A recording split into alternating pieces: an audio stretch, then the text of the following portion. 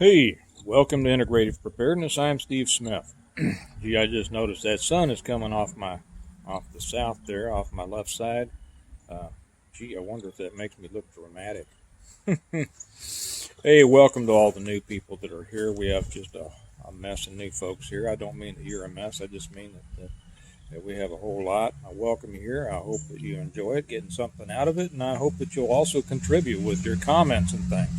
I often say that I have the smartest commenters on YouTube, and every time I put a new one up, they just continue to prove it. So if you're new, I suggest not only that you watch the video, but that you read the comments below. You've got some smart folks down there, and and you'll learn a lot.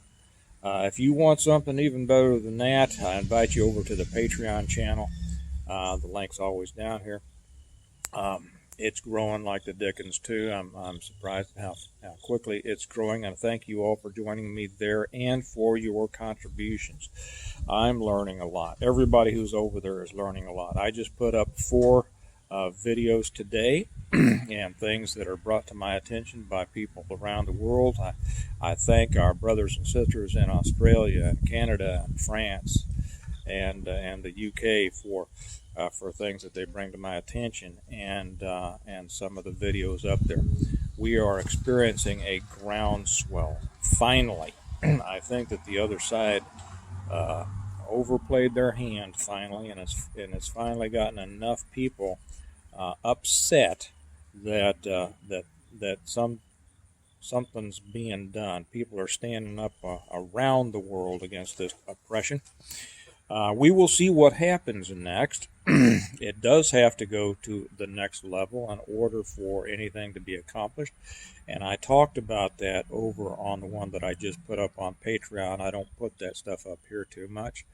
That's kind of the VIP lounge over there, and it's for a more limited audience. What I want to talk about right now is with all the craziness, that's to put it lightly, with things coming down the pike for a lot of people losing their jobs, losing their livelihoods. It's destroying many people. I want to make one here about becoming self-sufficient, not just in this time, but in all times. Those people who are self-sufficient are not going to be affected by what's going on now. And I want to talk about becoming self-sufficient and then being it. One thing that I want to say, I'm going to tell a story about me. Let me back up just a second. I had someone ask. I've had several people ask for my advice on becoming self-sufficient. I had someone, and I'm sorry, I tried to find your comment and I didn't find it. Someone asked me if I would be willing to, do some personal coaching on that. I don't charge for that stuff. I'm just going to tell you everything right now in the period of 20 minutes or so that you need to know. And you can do it. Anybody can do it. And that brings me to the one thing that I want to say here before I get started, and that is, if anybody is going to, after watching this video, put a comment with all the excuses that they can't do it because of blah, blah, blah, blah, blah, just stop watching now, because you know what? You can't do it. You've already made up your mind. You can't do it. Okay? Do you all know those people who no matter what's going on, they can't wait to share with the next person they meet their endless tales of woe? Okay? I don't understand that personality. Yeah, I understand it. That's how they get their identity. Okay, they'd prefer to be a victim than a success because it takes so much less work. Okay, so any of you who at the end of this think that you might say, "But I can't do it because of such and such," save yourself another 18 minutes and just go watch something else. Go watch somebody talk to you about how you're a victim and it's somebody else's fault. For the rest of everybody here, let's get started on this. I have always said, and I'm going to tell my story in just a minute, if you can do something that other people can't do, don't want to do, or are afraid to do, you've got a built-in business. And more than that, you've got built-in businesses. Okay? Let me tell you a story about a couple of mine. I live in a Christmas neighborhood. Some of you have heard this story. I have a very lucrative, let me back this up, I have a very lucrative lighting business. Most of that is Christmas lights. Some of it is security and landscape lighting. Okay, I can make almost as much, and this year I will. I've held myself back on it because of time constraints. I can make almost as much there as I make at the corporate job that I'm about to leave. How did that happen? Let me explain it to you. I live in one of those neighborhoods where everybody puts up Christmas lights, right? And people come from all over the city to drive through our neighborhood and look at the lights because it is something. I mean, it is something to see. It's been voted the best Christmas neighborhood in the city forever. And so, like everybody else in my neighborhood, I paid somebody else to put up my lights. Now, the reason the others did it is they just didn't want to be bothered. A few of them maybe because of mine. The reason I didn't is because I was scared to death of heights. I couldn't get up 2 rungs on a ladder without getting little alligator arms and legs, right? So I just paid somebody to put up my lights like everybody else did. Every year he raised the price on me, which I didn't understand because he wasn't doing a better job and I wasn't getting more lights up. But he was doing it and I was paying. Finally, my house needed to be painted. And when I got a couple of bids and I found out what they wanted to paint my house, I thought I was more afraid of writing that check than I was of heights. Turns out that was a big question, but in any case, I decided I was going to try to do it myself. I had young kids, well, I still have young kids, but they were even younger at the time. And and I realized, I don't want them to think that Daddy is afraid of anything. I pretty much got done with all my fears throughout life except that. And I was terrified. I wouldn't go on roller coasters. I wouldn't go. I still won't. but I just couldn't do it. But anyway, I said, okay, I got to get over this. I'm going to see what I can do. I'll make this as brief as possible. But it's kind of fun. So I got my ladder out that had been my dad's ladder, a little 16-foot ladder, because he was afraid of heights too, right? We didn't need to go any higher than that. So I got out and I started painting my house with a brush and a roller. I have a big house. And so I got to painting, and that I'd get up 1-2 rungs, and I'd paint everything, right? I was going to town. Well, I couldn't get up any higher than that at first, so I painted all the way around the house, about 8 feet up. That's okay. You got to get better than that. So I put it up about 1 rung was all I could do. 1 more rung, and I painted all the way around, a couple more feet right up the house. I kept doing that. It took me all summer to paint my house, going all the way around it, 1 rung higher at a time while I got my guts up, right? It looked like my house was filling up with the new paint all through the summertime. I know my neighbors thought I was crazy. I know the HOA wanted to throw me out. And I knew that I was scared to death every time I raised it up 1 rung. And when I finally got up to the top part, I mean, I could barely breathe. I was so terrified. I don't know if I can show you, but the peak behind me, maybe you can see it up there. I don't know if you can see it or not. Yeah, the sun's up there. Can you see up there? I don't know. Anyway, that peak is 40 feet high. And when I got done doing that, well, I'd gotten over my fear of lower parts, but I was still dealing with it. I figured then, at least I painted my house, I could put on my own Christmas lights. So the next year, I bought my own lights. I got more than I had before, and I got them up. I was still scared, but I got them up, and I was happy with it. And that year, I won because the neighborhood has a kind of a competition. They give an award. It's more political than anything. I think they were just giving it to me because, hey, finally you did your own lights. You got some more lights on. It's called the Christmas Tree Award. And so I got it that year, and because I'd put on more lights. I think they probably felt sorry for me. But anyway, at that year's, we have a progressive dinner also, to where we all go to somebody's house for appetizers, the next house for dinner, the next house for dessert, right? So we were at the dinner house one time, and somebody said, I heard them mentioning to Kelly how good our house looked. Well, she said to them, yeah, he said he had so much fun he might do it, for other people. And I think I had said that, but I was pretty much kidding. Right away, a couple of the neighbors said, well, I'll pay you to do it. I'll pay you to do mine. And they said, would you do mine? I said, well, yeah, sure, I had no clue what I was doing. No clue at all. I barely got mine up. But I thought the next year, I said, that might, considering what this guy's been charging me and what I know he makes during a Christmas season in 2 months, that'd be a lucrative little business. I wonder if I could get, maybe 5 houses. And I said, if I shoot for 5, I'll probably get 3 houses. And if I charge, $400 a piece, that's not a lot of money, but it's going to buy the kids Christmas presents, right? And a few extra things and get, take us through the holidays nicely. So I did, and I sent off, I got some signs. Just had some signs printed off, got it online, Christmas lights, my phone number. Well, I put all these signs out at intersections, right? And I didn't know what was going to happen. I said, if I get a couple of calls, that'll be great. And so I went out the very next day that they were all gone. All my signs were gone. I finally figured it out that it was another company tearing them down, right? Business is interesting. It's challenging. But somehow, people started calling. People had seen the sign, written it down. One person had seen the sign, lost a piece of paper anyway, it's an amazing story. That year, and then people started calling.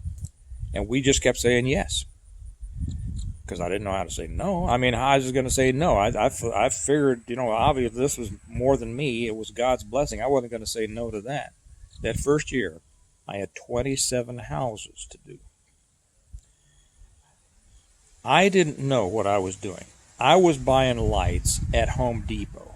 Okay, at 25 lights, 25 feet a piece, and trying to hook them all together. I didn't know how to put clips on.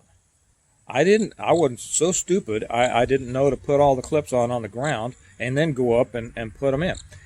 I was still so scared I could barely make it up a ladder.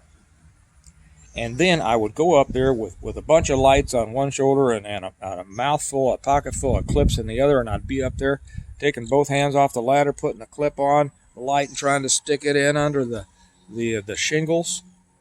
And it took me forever to do that. Not only did it take me forever, it was cold that winter. I was freezing. I was still scared to death. I'm looking at the house across the street from me. That house, that year, and some of my neighbors weren't, took me 4 days to do.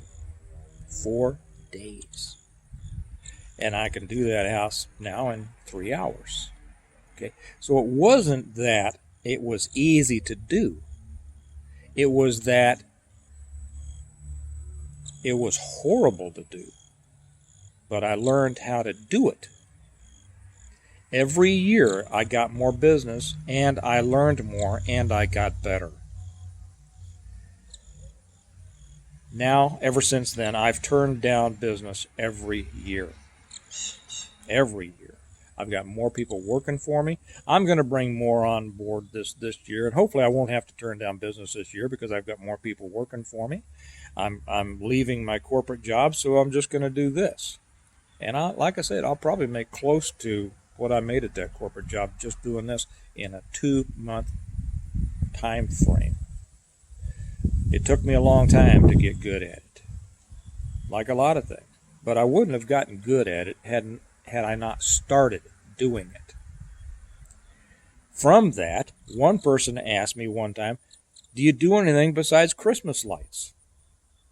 And I said, well, I can do, because I had put up security and landscape lighting at my house, low voltage stuff. I said, well, I do that. He said, well, come do it for me if you would. Okay, so I went over, I gave him a bid. We started out. He has become a good friend.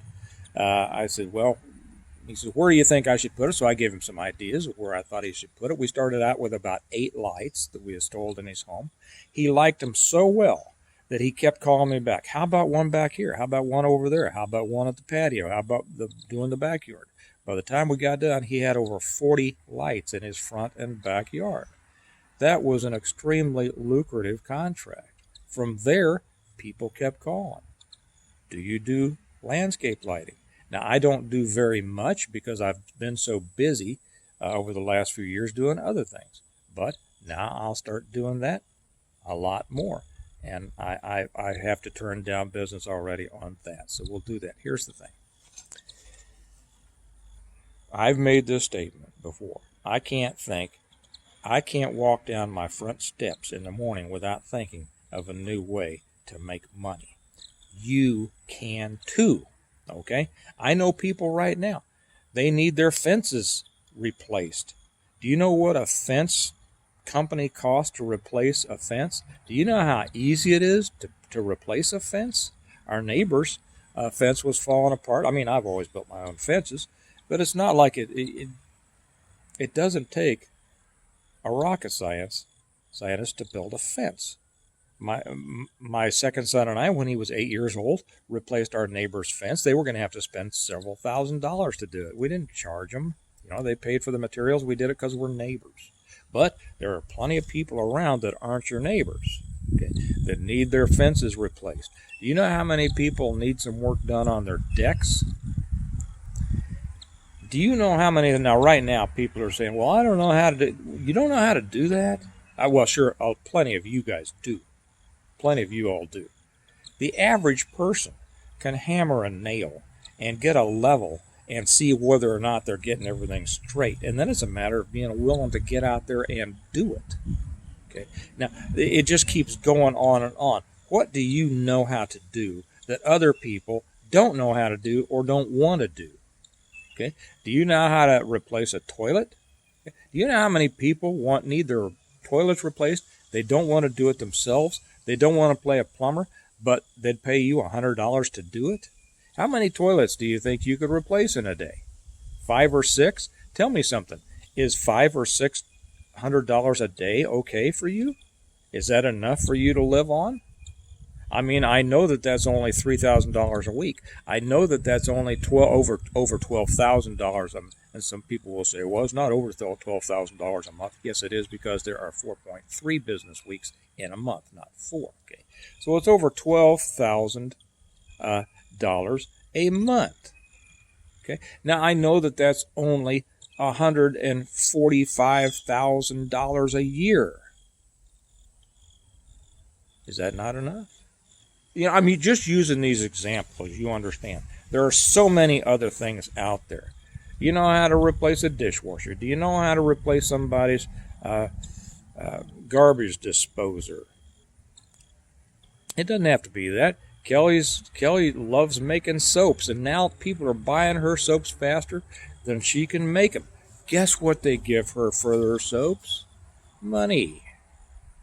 Okay? That's right.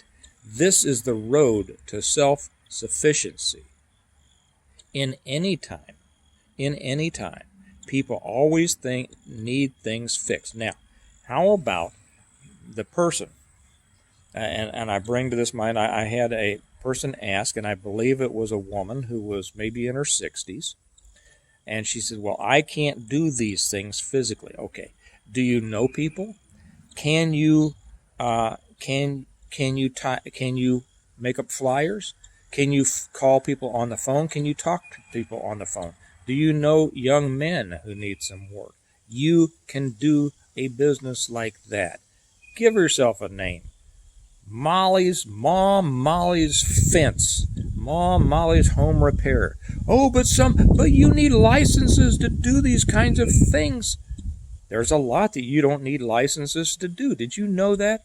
And there again, I've had more people, when I try to tell them to do something like this, they immediately come up with all of the reasons they can't do it. But then I got to get an occupational license, and I got to go do this, and I got to do that. Well, then don't do it. Just starve.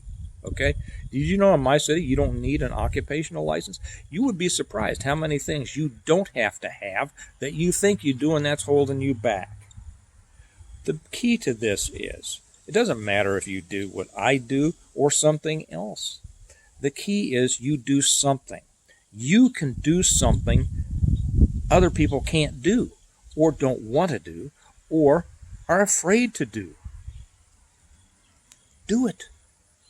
Just do it and get out there and let people know. I know a lot of people that also are restrained by the fact that they won't go out and promote themselves. Now, there's a lot of morons promoting themselves, that are just full of it. I get that. But there's an old saying.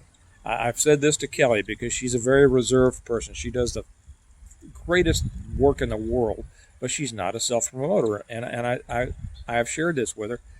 I read this on a sugar packet 40 years ago, and it's one of the best things that I've ever read when it comes to business, and it goes like this. He who has a thing to sell and goes and whispers in a well is not as apt to get the dollars as he who climbs a tree and hollers. Okay? Figure out what you want to do, figure out what you can do, and then get out there and let people know about it. You're going to get business. You're going to build a business. You're going to build self-sufficiency, and you're never going to have to work about this kind of crap again. Okay? All right, look, you all do it. Do it for yourselves. Do it for your kids. Build a business you can pass down through the generations.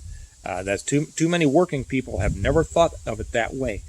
The working class has always started at the bottom every generation. Okay, well, I did it, my kids can do it, I'm not giving them any help. I think that is the biggest bunch of junk I've ever heard. That's not the way the wealthy built wealth in a family.